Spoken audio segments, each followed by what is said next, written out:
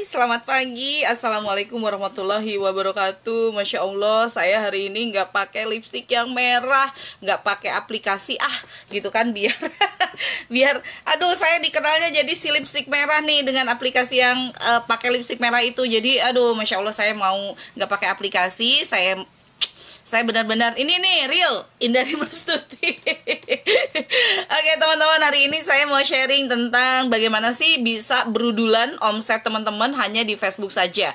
Saya pengen cerita seperti ini karena memang saya sendiri hanya di Facebook saja teman-teman, banyak berinteraksi dengan banyak orang itu, dan jualannya itu hanya di Facebook. Jadi gini, saya itu dari tahun 2007 sudah mulai berbisnis. Kemudian bisnisnya itu memang saya set up sebagai bisnis online gitu. Jadi saya dari tahun 2007 ya hanya online saja gitu. 99% saya mengonlinekan.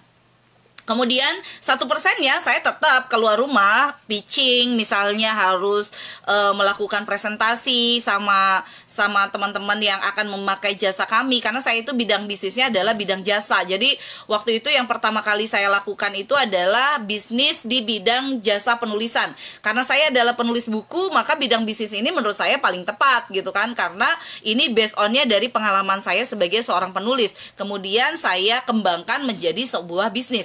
Dan ketika saya memulai bisnis online, pastinya saya mikirin platform apa yang cocok untuk saya. Waktu itu belum ada Facebook. Waktu itu saya pakainya adalah email. Jadi saya itu gabung ke grup-grup. Kalau sekarang Facebook Group, kalau dulu itu ada banyak Yahoo Group. Jadi saya gabung ke Yahoo Group, kemudian saya aktif di sana, saya share bisnis yang saya jalankan, saya beramah tamah sama anggota grup, dan saya bisa banyak banget orderan itu dari email, gitu kan, dari email.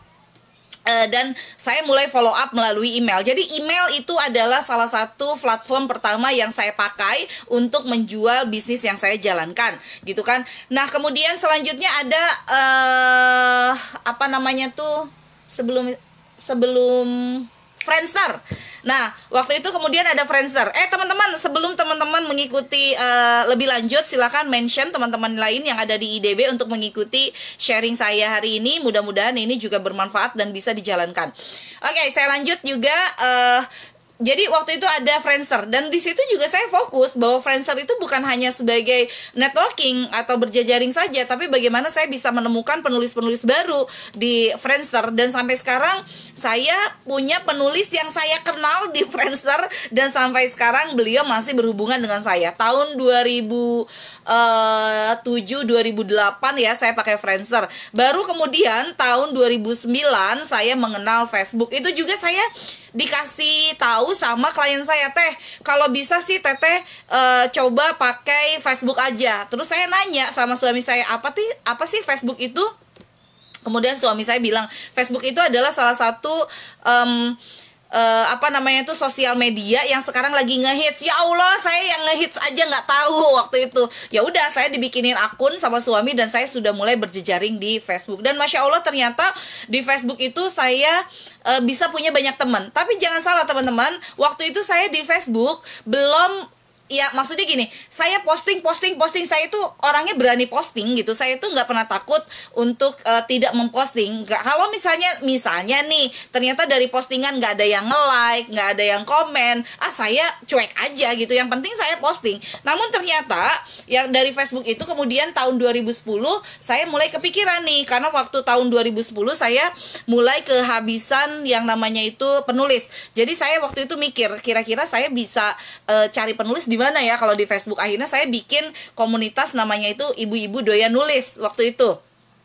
Ya, saya bikin komunitas Ibu-Ibu Doyan Nulis, dan setiap hari saya share di komunitas itu tips. Kalau dulu Facebook itu nggak interaktif kayak gini, nggak ada wallnya yang bisa kita tulis, gitu kan. Jadi kalau kita mau ngasih tips di Facebook, bukan di wallnya, di grup Facebook, nggak di wallnya, tapi biasanya langsung ngeblast ke anggota grupnya. Jadi waktu itu saya pernah dimarahin sama anggota grupnya, karena saya itu kan orangnya apa ya, pengennya interaktif banget gitu kan. Jadi waktu itu saya langsung share kepada anggota grup. Pagi saya kasih tips, siang saya kasih tips, sore saya kasih tips, malam saya kasih tips, dan kemudian teman-teman banyak yang marah gitu kan. Dia bilang gini, kamu tuh siapa sih gitu ya, ngasih saya spamming mulu gitu, itu kan sampah gitu kan. Saya belum baca yang ini, kamu udah dikasih yang ini. Pokoknya waktu itu saya pernah dimarahin sama beberapa orang yang kadang sebagian juga ada yang sudah jadi penulis. Kamu tuh penulis baru gitu, kamu tuh apa sih. Pokoknya intinya adalah berkomunitas itu banyak banget hal yang harus kita siapkan, yaitu mental positif. Waktu itu apa yang saya lakukan ketika saya dimarahin sama orang? Ya saya bilang gini, saya kan cuma berbagi tips Mbak. Kalau Mbak keberatan ya udah silakan keluar aja dari grupnya gitu ya. Jadi akhirnya dia keluar dari grupnya. Saya pokoknya nggak mau, apa namanya tuh, saya nggak mau inbox saya itu penuh sama tips kamu gitu kan. Tapi teman-teman, ya saya persilahkan dengan senang hati, saya silahkan dia untuk keluar dari grup. Tapi teman-teman tahu nggak apa yang terjadi? Mereka yang marah-marah pada saya sekian tahun ketika IIDN itu baru berdiri, itu beberapa tahun kemudian dia menjadi anggotanya lagi dan dia aktif di sana. Mungkin dia lupa pernah marahin saya. Jadi kalau saya itu dimarahin sama orang, ya saya santuy aja gitu kan, biasa aja gitu, nggak pernah saya masukin ke hati. Ada yang marah sama orang gitu kan, sepanjang bahwa itu adalah sesuatu yang baik, buat saya nggak ada masalah gitu kan. Silahkan dia marah, itu persepsinya dia. Yang penting adalah saya tidak ikutan marah, karena sebagai founder komunitas itu sangat penting menjaga mental positif. Nah ini pun sama di Facebook pun, kalau Anda mau banjir orderan, pastikan bahwa Anda memiliki mental positif. Oke, lanjut ya. 2010 saya bikin Ibu-Ibu Doyan Nulis. 2011 baru saya bikin Ibu-Ibu Doyan Bisnis. Itu pun karena setelah si Facebook itu mulai interaktif, wall di dalam grupnya itu bisa diposting oleh siapa saja gitu kan. Di sana langsung banyak iklan. Wah, namanya Ibu-Ibu Doyan Nulis, tapi yang iklan ada iklan tahu, iklan baju, iklan apa. Akhirnya anggota grup ini pada komen, "Teh, kita kan di sini mau belajar nulis, tapi banyak yang iklan." Akhirnya saya bilang, "Oke deh, untuk mereka yang memang belum mau untuk belajar nulis, dia punyanya bisnis, ya sudah deh saya bikinkan Ibu-Ibu Doyan Bisnis gitu kan." Ya memang mereka minta difasilitasi, "Teh, aku pengen difasilitasi dong, karena aku belum bisa nih untuk nulis, tapi aku pengen bergerak setiap hari di rumah gitu kan dengan bisnis yang aku jalankan." Akhirnya 2011 berdirilah Ibu-Ibu Doyan Bisnis gitu kan. Jadi teman-teman, di Facebook lah saya bisa bertemu dengan lebih banyak orang. Salah satunya adalah orang yang sekarang teman-teman yang menonton live saya, kita kan kenalnya di Facebook. Mungkin kita juga ada sebagian atau bahkan lebih banyak orang yang tidak pernah ketemu dengan saya, bertatap wajah dengan saya, kenalnya cuma di live Facebook gitu kan. Tapi luar biasa sekali Facebook ini gitu kan. Oke, lagi. Nah kemudian apa yang saya lakukan di Facebook? Pede dulu gitu kan. Yang saya lakukan adalah pede untuk posting apa saja. Sepanjang bahwa itu sesuatu yang positif, saya pede untuk melakukan postingan gitu kan. Dan ini yang saya ceritakan di dalam 2 buku ini gitu teman-teman. Jadi ini saya cerita juga di sini. Waktu dulu saya baru sama Facebook, nggak ada tuh saya mikirin berapa jumlah orang yang nge-like, berapa orang yang komen. Yang penting saya adalah tetap share sesuatu yang informatif, sesuatu yang menginspirasi, dan sesuatu yang pastinya orang terinspirasi, bergerak lebih baik gitu kan. Waktu itu saya ditanya sama orang Steven, kemudian dia bilang seperti ini, ada orang yang dia itu intuiting gitu kan, dan kemudian dia sharing di sana memang dengan PD-nya, tapi dia ngerasa bahwa saya mah posting di sana tidak peduli apakah itu menginspirasi atau tidak, yang penting adalah posting. Kata itu sahabat saya Dini, mungkin teman-teman tahu, foundernya Moza gitu kan. Beliau bilang dia sama dengan saya, intuiting. Kalau beliau ekstrovert, kalau saya intuitingnya itu adalah introvert. Beliau posting dan beliau tidak menyadari kalau tulisannya itu menjadi inspirasi. Kalau saya berbeda sama Dini. Kalau saya setiap yang saya posting, saya harus posting sesuatu yang baik dan bikin orang terinspirasi untuk bergerak lebih baik. Jadi secara sadar saya itu bilang kepada diri saya bahwa nih di mindset ini saat saya posting, orang harus terinspirasi untuk bergerak lebih baik gitu kan. Nah itu yang saya ceritakan di 2 buku ini gitu kan. Sekali posting langsung closing, kemudian ceritain lalu closingin gitu. Jadi tugas awal Anda itu di Facebook bukan untuk aduh ini harus closing, ini harus closing. Kemudian Anda memikirkan gimana caranya kontennya harus bagus. Ya sampai kapanpun Anda tidak akan posting-posting karena belum selesai kontennya sudah di-delete karena merasa tulisannya nggak bagus. Kemudian mau posting lagi, delete lagi, mau posting lagi karena Anda menunggu sempurna untuk kemudian bisa posting. Kalau saya enggak, sepanjang bahwa saya tahu itu bermanfaat, saya akan posting. Gitu kan, saya tidak peduli orang kemudian mempersepsikan seperti apa. Teh Indari sombong lah, Teh Indari riak lah, Teh Indari apa. Itu saya tidak pernah peduli dengan itu, sepanjang bahwa saya berpikir dan meniatkan apa yang saya postingkan itu harus memberikan inspirasi untuk orang lain, ya saya posting gitu. Orang lain mau melihat seperti apa itu urusan mereka gitu, bukan urusan saya, karena kita tidak bisa menghandle semua apa yang orang pikirkan tentang kita. Ya, teman-teman, seperti itu. Kemarin sempat ribut juga di IDB ketika saya posting bahwa saya akan menyedekahkan gitu kan, banyak sekali handsock gitu untuk pembelian. Awalnya memang mungkin orang melihatnya kalau sedekah itu ya seharusnya jangan jadi bonus dong gitu kan. Kalau saya memang niatnya sedekah, terkait dengan kemudian itu dijadikan hadiah, itu persoalan yang lain gitu kan. Nah kemudian kan jadi ribut, banyak beberapa ibu-ibu yang di anggota IDB mereka posting status terkait dengan status saya seperti itu. Nah kemudian banyak yang komen ke saya, banyak yang kemudian telepri ke saya, inbox ke saya, teh ini jadi viral teh, teteh gini, bahkan bilang saya penipu lah gitu kan, mau sedekah kok ada syaratnya atau kayak gimana. Lah saya bilang kepada semua orang yang kemudian inbox ke saya, ya saya emang nggak ada masalah dengan mereka gitu kan, ya enggak gitu, saya tidak menipu mereka gitu kan. Kemudian saya juga memang tetap memberikan handsock tersebut gitu. Nah terkait dengan bagaimana cara mereka melihat itu dari sisi negatif atau sisi positif, itu mah urusan mereka gitu. Nah itulah yang harus teman-teman kuatkan ketika bergerak di Facebook, di sosial media. Karena sosial media itu positif dan negatif. Semakin Anda positif melihat sosial media, maka semakin baik hasilnya.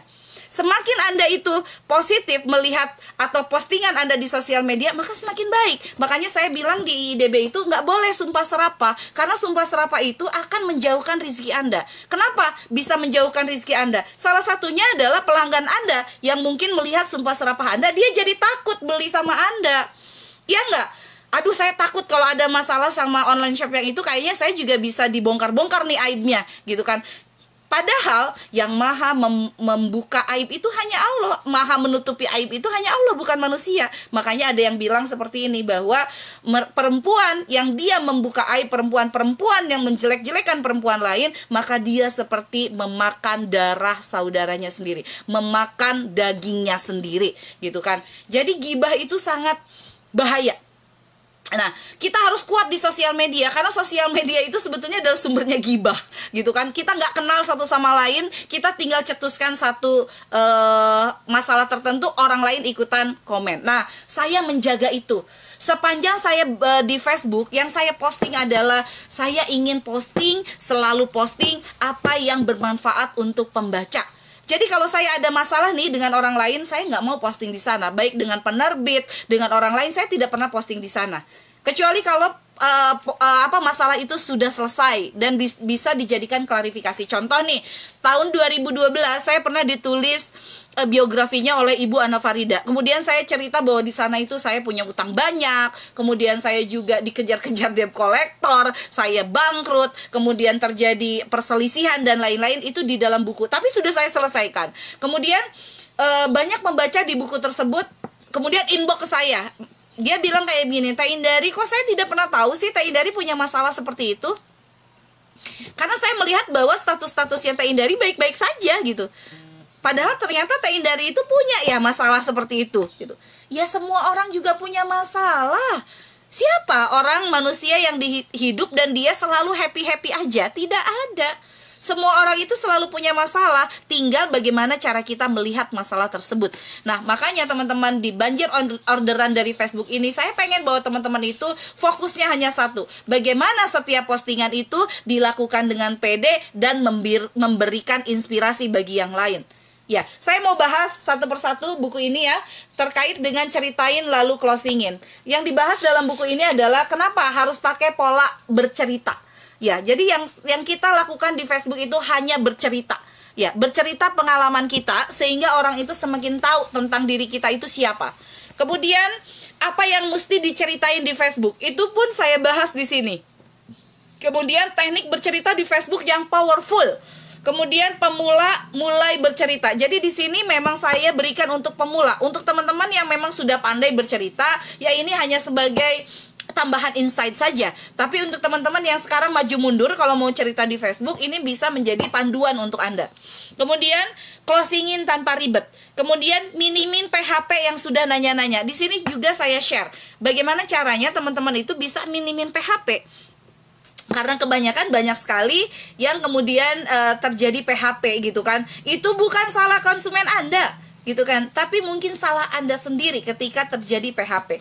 Kemudian setelah closing ngapain? Nah, di sini adalah bagaimana teman-teman bertugas untuk merawat orang-orang yang pernah membeli produk Anda. Jadi bukan setelah membeli dibiarkan gitu saja. Sehingga kalau misalnya dibiarkan gitu saja sudah beli ya dia hilang gitu. Tapi kalau Anda merawat, nah salah satunya adalah dengan adanya grup IIDB, di sini ada orang yang sudah beli produk saya, ada yang belum beli gitu kan. Itu akhirnya adalah kita menjadi teman baik, bukan hanya sekedar transaksi tapi menjadi personal banget gitu kan, menjadi sahabat baik, bukan hanya sekedar penjual dan pedagang gitu kan, penjual dan pembeli.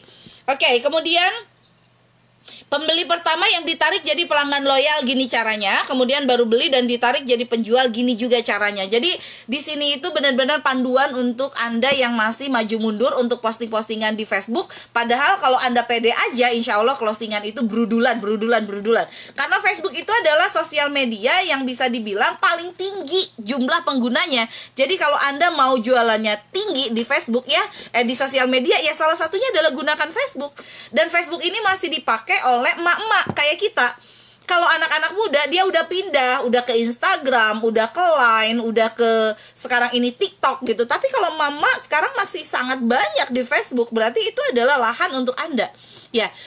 Sebelumnya saya mau nyapa dulu, sudah banyak yang hadir. Ada Mbak Marina, ada Mbak Ranti, ada Mbak Safrida, waalaikumsalam. Ada Mbak Nadiroh, waalaikumsalam. Ada Mbak Haryati, ada Mbak Sania, ada Mbak Kristiasi, ada Mbak Ranti, Mbak Perni, Mbak Nur Syifa, Masya Allah. Mbak Fitri, ternyata Bunda Indari Mastuti yang mendirikan Ibu-Ibu Doya Nulis. Di Samarinda juga ada. Iya, Ibu-Ibu Doya Nulis itu banyak titik-titiknya. Ada di Samarinda, kemudian ada di Solo, kemudian ada di Bandung, ada di mana-mana. Masya Allah itu usianya sudah 10 tahun.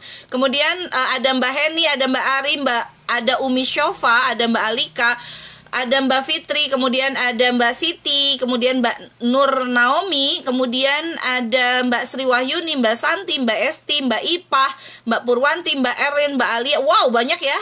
Kemudian Mbak Alia, Mbak Mom. Saya mau kasih sedikit juga insight untuk teman-teman yang ada di Facebook. Pastikan Anda pakai nama sendiri.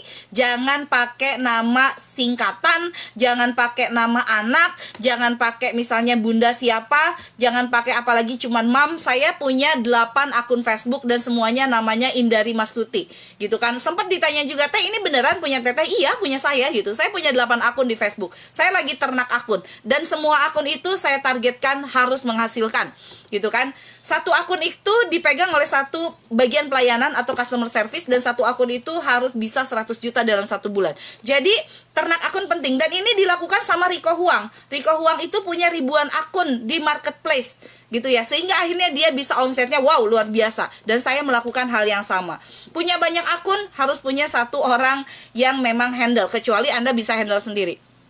Oke, ada Bunda Fatur, ada Eniliana, ada Mbak Nelly, ada Mbak Sri, Masya Allah, banyak sekali, Mbak Wiwi, Mbak Sari, Mbak Ika, kemudian ada Mbak Jihan, Mbak Icam, Mbak Mega, Mbak Uswah, Mbak Bunda Kekiku.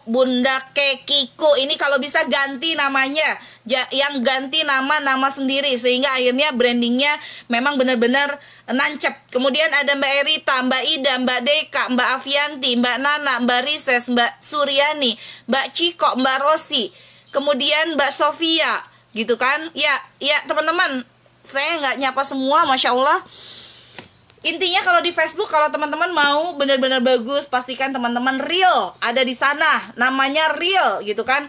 Kemudian gini, Mbak Irma Ibrahim teh, kalau bisnis properti nyari target marketnya gimana? Sedangkan kalau di grup-grup rata-rata penjual, iya, rata-rata penjual emang mereka nggak butuh rumah? Ya butuh rumah dong. Justru sebetulnya properti masih sedikit yang menjalankan.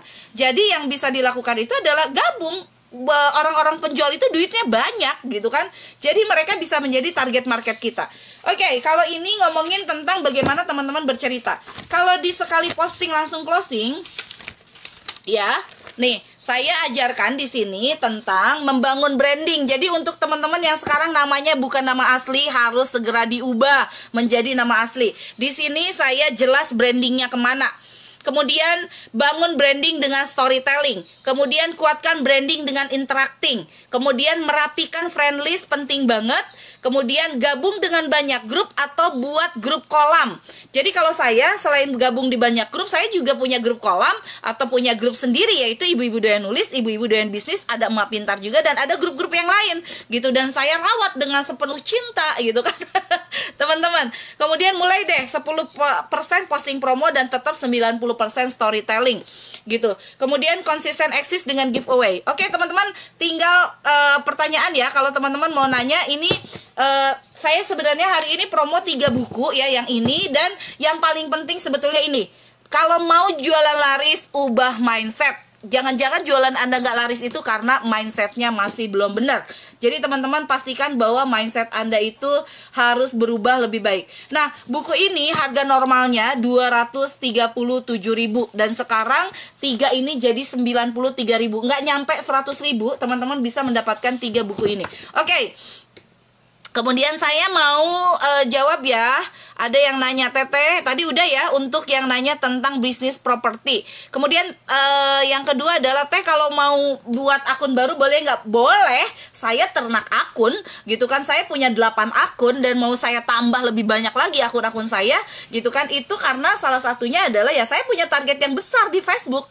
Dan saya rasa bisa melakukan hal itu. Yang penting adalah kita bisa dipercaya, branding yang jelas. Ingat teman-teman, branding yang jelas. Jadi kalau teman-teman mau sekali posting langsung closing, ya salah satunya harus brandingnya yang jelas dong gitu kan. Jangan orang nggak tahu Anda itu siapa, yang nggak akan closing kalau Anda posting-posting. Oke, kemudian gimana dengan obat herbal? Sama, mau jualan obat herbal, mau jualan jasa desain, mau jualan baju, mau jualan apapun sama. Ya, teman-teman harus benar-benar punya branding yang jelas mau kemana, dan selalu storytelling, selalu cerita. Oke, kalau mau beli buku Teteh sama akun Teteh atau bisa sama yang lain? Bisa sama siapa saja gitu ya. Teman-teman, pasukan saya itu ada 6 ribuan orang, 6.000 pemasar buku-buku saya, bisa dengan siapa saja. Gitu kan, sangat boleh. Akun saya dipegang sama customer service. Biasanya saya tanya sama mereka, sudah pernah bertransaksi belum? Kalau belum bertransaksi, nanti akan dihandle customer service saya yang memang megang akun saya. Tapi kalau sudah bisa bertransaksi dengan yang lain, silahkan. Ada 6.000 orang, itu hanya untuk mempercepat saja transaksi. Oke, kemudian di sini sudah ada banyak yang akan handle untuk 3 buku ini yang cuma 93.000. Teman-teman jangan bosan ya kalau saya sharing tentang buku, karena yang saya share di sini adalah ilmu. Ketika teman-teman membeli buku dengan hanya 93.000 atau kurang dari 100.000, apa yang teman-teman dapatkan bisa jadi gitu kan? Bisa jadi teman-teman itu akan mengkali lipatkan penghasilan teman-teman. Karena yang teman-teman ini beli adalah buku, bukan sesuatu yang siap dimakan, ya sudah selesai gitu aja gitu kan. Tapi buku ini bisa teman-teman praktekkan kapan saja. Kemudian saya sudah gabung di grup-grup, dan selalu setiap postingan selalu tunggu disetujui. Iya, makanya enak kalau bikin grup sendiri. Jadi saya sarankan bikin grup sendiri. Tapi masih banyak kok grup-grup yang kita bisa posting anytime, kapan saja, silahkan dicari. Kemudian di sini teman-teman pastikan jangan juga bosan di IDB kalau saya sharing posting tentang kelas, posting tentang buku, karena semuanya saya berikan untuk teman-teman. Bisnis saya banyak gitu kan, ada buku, ada training, kemudian saya juga jualan mini office gitu kan. Nanti saya akan live kan juga. Mini office itu adalah untuk teman-teman yang memang Oke, yang itu memang untuk teman-teman yang tidak punya meja kerja di rumah. Jadi saya bikinkan mini office. Karena saya juga gerak di furnitur. Ya, oke, ini ada teh. Kenapa ya kalau lagi promo berudulan pesen? Bahkan suka ada nggak jadi beli kalau promonya usai. Memang gitu kan, karena orang-orang itu sukanya iklan, sukanya promo, sukanya yang sesuatu yang lebih gitu kan. Ya memang itulah kenapa saya punya produk yang sangat banyak gitu kan. Jadi saya suka promo apa saja karena produk saya banyak, bukan cuma satu produk. Dan itulah enaknya orang yang palu gada. Teman-teman yang palu gada silakan promo setiap hari, one day one promo gitu kan. Ini terjadi bukan hanya di Anda saja, Miss Iin. Semua juga merasakan hal itu kok. Kalau nggak ada promo, kenapa ya penjualan jadi sepi? Ya kalau begitu promo aja tiap hari. Dan promo tidak selalu potongan harga. Saya kadang promonya itu adalah kasih kelas lagi, kemudian kasih e-book, atau kasih apapun.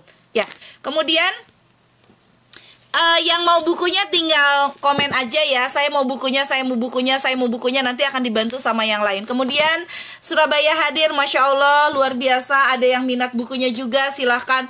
Intinya adalah teman-teman selamat belajar di IDB setiap pagi. Doakan saya untuk bisa konsisten di IDB, untuk selalu live seperti ini gitu kan. Karena saya yakin bahwa hanya ilmu yang akan memudahkan langkah kita. Saya yakin ketika teman-teman sudah bertambah ilmunya, akan bertambah actionnya. Setelah itu akan tambah banyak orderannya. Jadi kalau sekarang orderannya lagi sepi, berarti teman-teman tugasnya adalah nambah ilmu dan nambah action. Itu saja barangkali dari saya. Terima kasih untuk hari ini. Assalamualaikum warahmatullahi wabarakatuh.